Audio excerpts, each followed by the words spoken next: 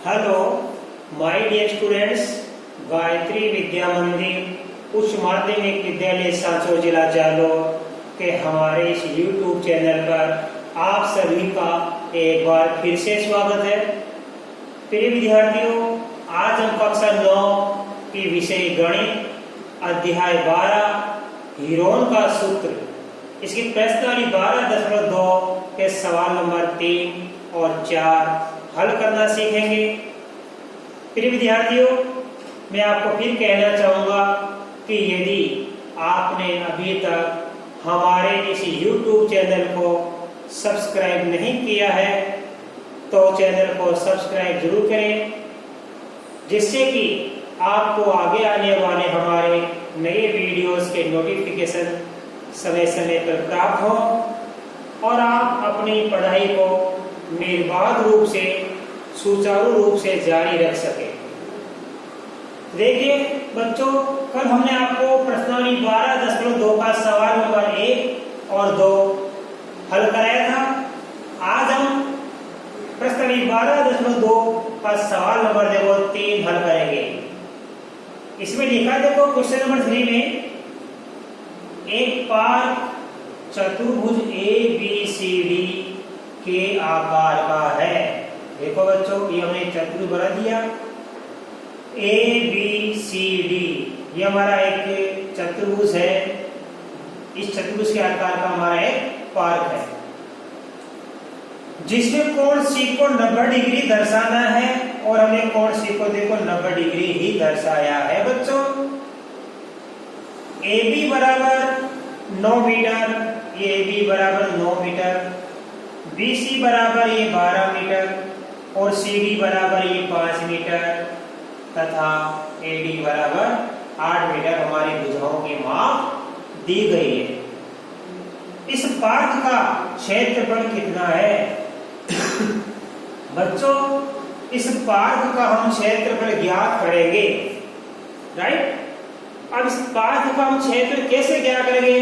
देखो बच्चों, चूंकि ये चतुर्भुज है और हम इसका क्षेत्र ज्ञात करने के लिए हम सबसे पहले बच्चों इस चतुर्भुज का एक विकर्ण खींचेंगे और जैसे चतुर्भुज का विकर्ण खींचते हैं तो चतुर्भुज दो त्रिभुजों में विभाजित हो जाता है। उसके बाद हम दोनों ही त्रिभुजों का क्षेत्र ज्ञात कर लेंगे और दोनों त्रिभुजों के क्षेत्रफल को हम जोड़ देंगे तो दोनों त्रिभुजों के क्षेत्रफल का जो योगफल आएगा वही हमारे इस ABCD जो हमारा एक चतुर्भुज आकार का पार्क है उसका क्षेत्रफल हमको प्राप्त होगा। अब आपके समझ में आ गया कि हमें इस चतुर्भुज का क्षेत्र ज्ञात करने के लिए पहले एक विकर्ण खींचना पड़ेगा। अब देखो विकर्ण कौन सा खींचेंगे? विकर्ण खींचेंगे हमारे चतुर्भुज में यदि कोई एक कोण समकोण दिया गया है तो समकोण के सामने हम एक विकर्ण खींचेंगे। ये हमारा समकोण है, इसके सामने ये विकर्ण खींचेंगे। इस समकोण वाला ये विकर्ण मत खींचना, जो भी हमारा शीर्ष समकोण दिया गया है वो मत खींचना, वहां से आप समकोण मत विकर्ण मत खींचना। हमें क्या करना है, जहां भी ये समकोण दिया गया है, जहां भी 90 डिग्री का कोण दिया गया है उसके सामने अपन को विकर्ण खींचना है। तो कोण C हमारा समकोण है तो इसके सामने ये विकर्ण खींचेंगे हम, BD, राइट। अब देखो आप लिखेंगे चित्र अनुसार।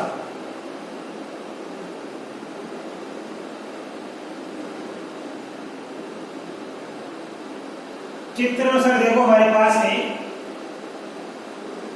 AB बराबर बच्चों कितना है? 9 मीटर। BC बराबर हमारे पास है 12 मीटर। CD बराबर हमारे पास है 5 मीटर और AD बराबर हमारे पास में है 8 मीटर तथा कोण हमारे पास में C बराबर दिया है 90 डिग्री। ये हमारे सवाल में दिया गया है। जैसे हमने विकर्ण BD खींच दिया तो ये दो त्रिभुजों में बट गया। बच्चों ध्यान देना, ये त्रिभुज है BCD और ये त्रिभुज है ABD। हमें दोनों ही त्रिभुज का क्षेत्रफल ज्ञात करना है। देखो इस त्रिभुज की दो भुजा दे रखी है, इस तीसरे का मान दिया हुआ नहीं। इस त्रिभुज की दो भुजाओं का मान दिया है और तीसरे का मान नहीं दिया हुआ है। तो हमें सबसे पहले क्या करना पड़ेगा, इस BD की माप ज्ञात करना पड़ेगा। ये BD क्या है, इस चतुर्भुज का विकर्ण क्या है। और देखो हमारे पास BCD में ये कोण C कितना दिया, 90 डिग्री। तो बच्चों देखो त्रिभुज BCD में ये कोण C 90 डिग्री है, इसका मतलब BCD हमारा क्या हो गया, एक समकोण त्रिभुज है। तो लिखेंगे त्रिभुज BCD एक लिखना पड़ेगा आपको समकोण त्रिभुज है। आए समझ में। इसलिए इसमें पाइथागोरस प्रमेय लागू होगी बच्चों। समकोण त्रिभुज में क्या लागू होती है, पाइथागोरस प्रमेय। ये पाइथागोरस प्रमेय क्या होती है कि समकोण त्रिभुज में ये समकोण बनाने वाली भुजा ये एक आधार और एक लंब होती है, और समकोण के सामने ये भुजा कर्ण कहलाती है। समकोण के सामने ये भुजा क्या कहलाती है, समकोण के सामने वाली कर्ण कहलाती है। तो पाइथागोरस प्रमेय में क्या होता है बच्चों, कर्ण स्क्वायर बराबर होता है आधार स्क्वायर प्लस लंब स्क्वायर। अब देखो कर्ण हमारा कौन सा है, BD। तो हम लिखेंगे BD का स्क्वायर बराबर आधार, ये मान लो इनमें से एक आधार और एक लंब। आधार क्या मान लिया CD स्क्वायर, और लंब कौन सा, BC, तो BC स्क्वायर, राइट। अब हम यहीं पे मान लिखेंगे एक ही लाइन में CD का मान कितना 5, तो CD का मान रखेंगे 5 का स्क्वायर, और BC का मान दिया 12, तो 12 का स्क्वायर। आगे इसको रख लेंगे 5 का स्क्वायर, 5 गुणा 5 25, और 12 का स्क्वायर 12 गुणा 12, दो बार लेके गुणा कर लेना 12 को 144। इसलिए BD स्क्वायर बराबर 25 को 144 को जोड़ देंगे 169। तो BD स्क्वायर का मान आ गया 169। अब देखो ये BD स्क्वायर का मान आ गया, BD के स्क्वायर का मान 169 आ गया। हमें BD का मान क्या करना है, तो लिखेंगे इसलिए अब इस स्क्वायर को हटाने के लिए वर्गमूल लेंगे। वर्गमूल लेने पर जो क्या बन जाएगा, BD स्क्वायर का वर्गमूल लेंगे हम,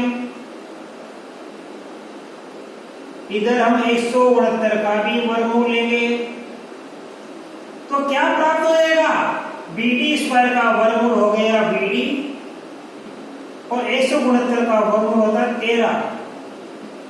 13 मीटर। तो बताइए हमारे पास इस BD का मान हमको कितना प्राप्त हो गया बच्चों, 13 मीटर प्राप्त हो गया। अब हम इन दोनों त्रिभुजों का क्षेत्र ज्ञात कर सकते हैं हीरोन के सूत्र से। हीरोन के सूत्र से ज्ञात कर ही सकते हैं। अब देखो ये कोण समकोण है, यानी ये समकोण त्रिभुज है।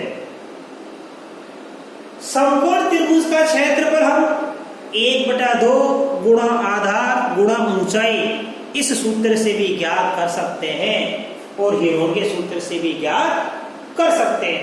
तो आप इसी से ज्ञात करो समकोण त्रिभुज का क्षेत्रफल 1/2 इंटू आधार इंटू ऊंचाई। अब हम लिखेंगे इसलिए इस त्रिभुज का ज्ञात कर रहा हूं मैं। त्रिभुज BCD का क्षेत्रफल बराबर 1/2 इंटू आधार गुणा ऊंचाई। तो 1/2 गुणा आधार कितना हमारे पास में, ये जो हमारे ये समकोण बनता है इनमें से एक आधार एक लंब होती है यानी ऊंचाई। तो हम लिखेंगे 5 गुणा 12, 2 एकम 2 से काट दिया 6, 6 पंजे 30, यह आ गया 30 मीटर स्क्वायर, राइट। तो हमको त्रिभुज बीसीडी का क्षेत्र प्राप्त हो गया 30 मीटर स्क्वायर।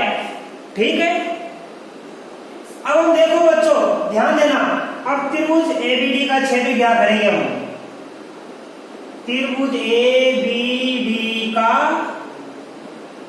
क्षेत्रफल हम ज्ञात करेंगे। ये संपूर्ण त्रिभुज नहीं है, इसको हीरोन के सूत्र से हम ज्ञात करेंगे। S minus a, s minus b, s minus c. यहां हम सबसे पहले एस का मान ज्ञात करेंगे, यानी त्रिभुज का परिमाप। कैसे, इन तीनों भुजों को जोड़ के हम 2 का भाग दे देंगे बच्चों। तो देखो यहाँ गया 13 प्लस 9 प्लस 8, फिर 2 का भाग देंगे हम, तो आ जाएगा ये 30 बटा में 9 बराबर 15। एस का मान आ गया 15 मीटर। इसलिए अब ज्ञात कर लेंगे हम त्रिभुज का क्षेत्रफल, त्रिभुज ए बी डी का क्षेत्रफल। एस की जगह रखेंगे 15, फिर 15 माइनस 13 एक बार, और फिर 15 माइनस का 9, और फिर लिखेंगे हम यहाँ पे 15 माइनस 8 मीटर स्क्वायर। अब देखो कैसे आएगा आगे, 15 का 15 से 13 गया 2, और 15 से 9 गया 6, और 15 से 8 गया तो 7।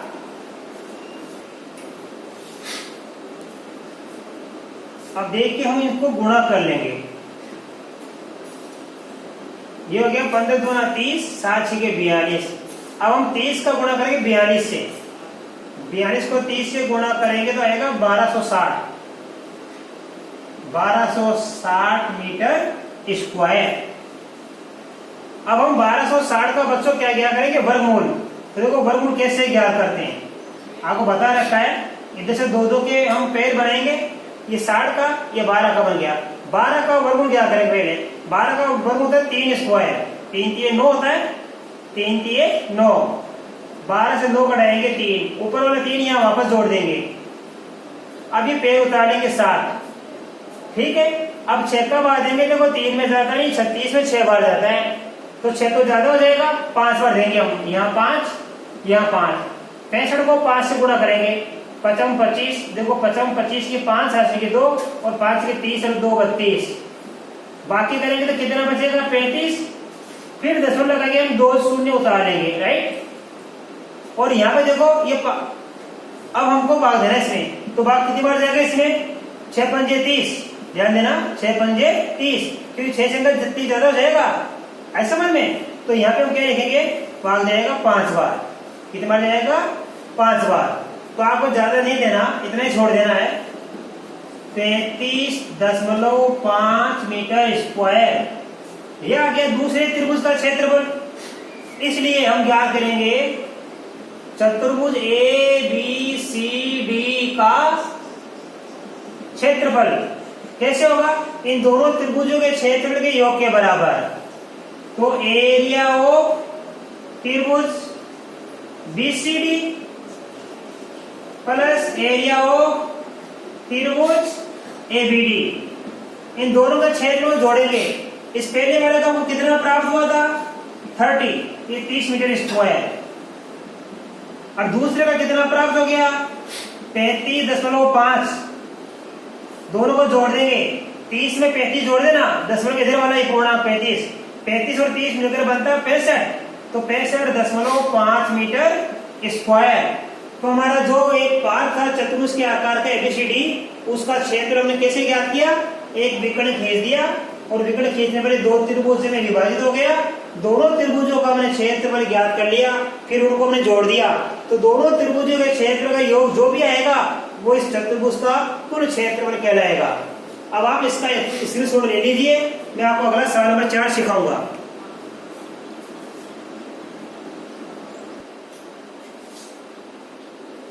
अब देखिए बच्चों, सेकंड नंबर क्वेश्चन भी बिल्कुल पहले की तरह है। एक चतुर्भुज एबीसीडी का क्षेत्रफल ज्ञात कीजिए।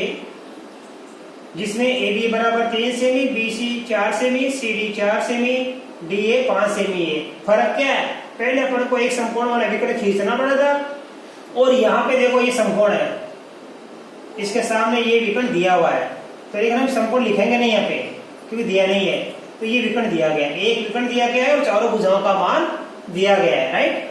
तो आप इसको लिख लो, ध्यान देना, मान लो इसको मैंने 1 नंबर लिख दिया त्रिभुज, इसको 2 नंबर लिख दिया।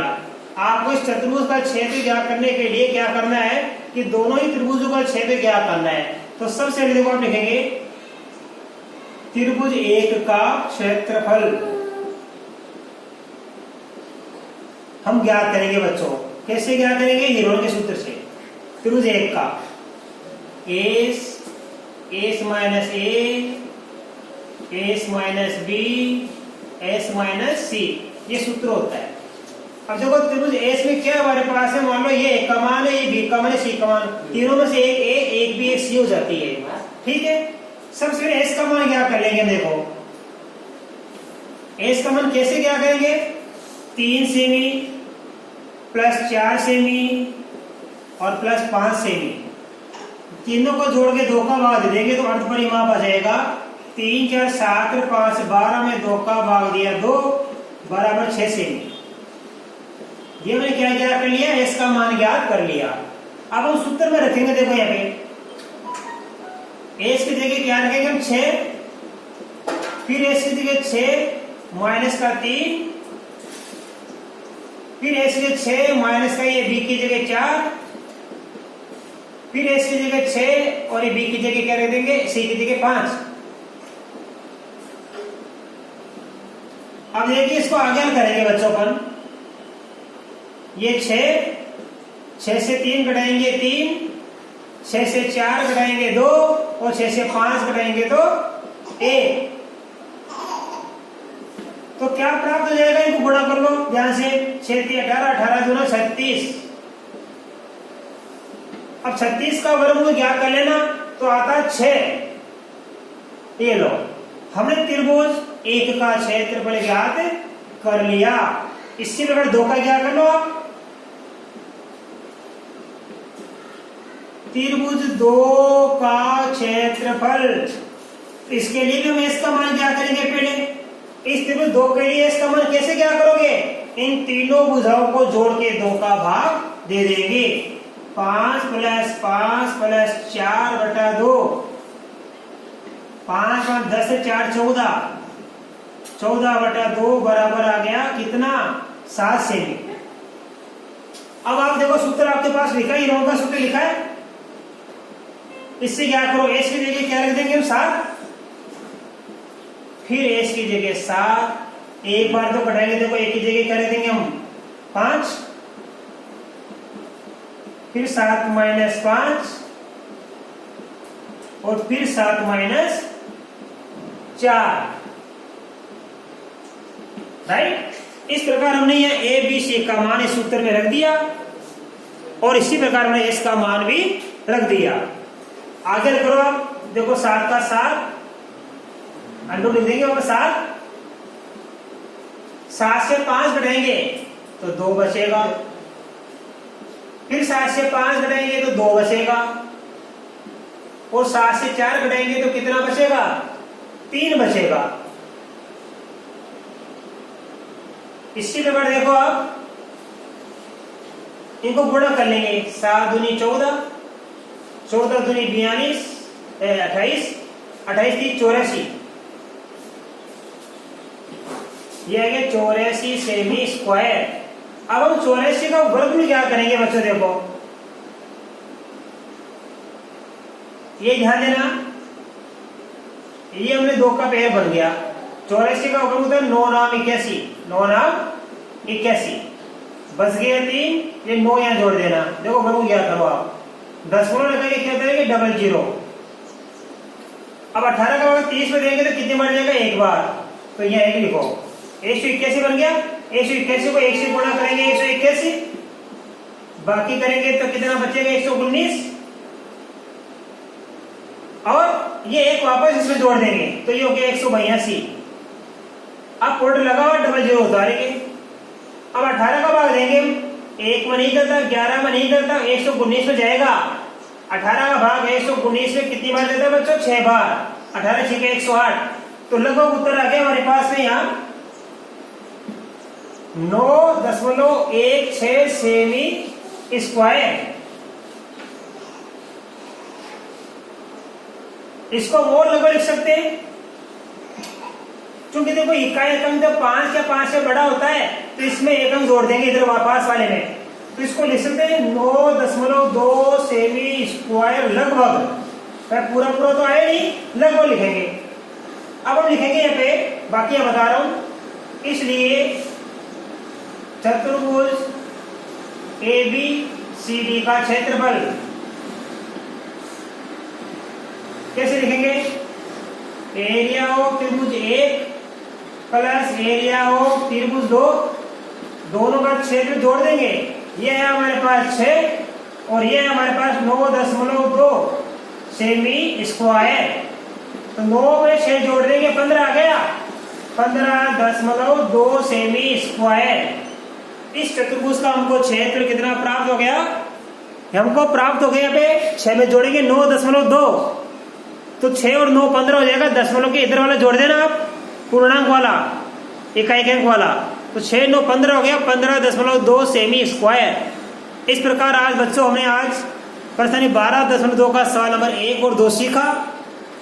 और मैं आशा कर सकता हूं कि आज बताए गए ये दोनों सवाल प्रश्नावली 12.2 का 1 और 2 आपको बड़ी अच्छी तरीके से, बड़ी भली भांति आपको समझ में आए होंगे। और इस प्रश्न के आगे के सवाल अब हम कल नए वीडियो में सीखेंगे। तब तक के लिए बच्चों आप सभी को बहुत बहुत धन्यवाद।